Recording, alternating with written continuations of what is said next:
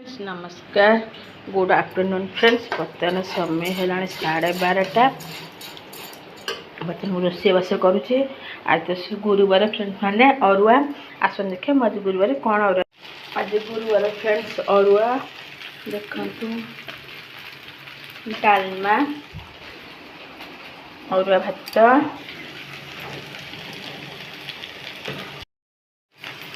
डालमा कर भात कर देखे अरुआ भात कर आड़े पिठो देके आलू भाजी ना नहीं कहे देखो आज फ्रेंड्स पिठो दिया आलू भजा ये भाजी रखी भजा हम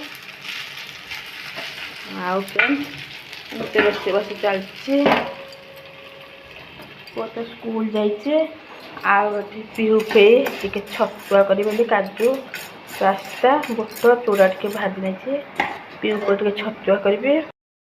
फ्रेंड्स आपण आड़े पाग केमती आम आड़े तो आज वर्षा सकाल होता है तो वर्षा ना देखु वर्षा ढाकी पाग खराब खरा ना एमती फ्रेंड्स दिन मान चलती आपण आज मोर एटा फास्ट मिनी ब्लॉग सपोर्ट करंतु डेली डेली भाया मिनी ब्लॉग देखा पाइबे।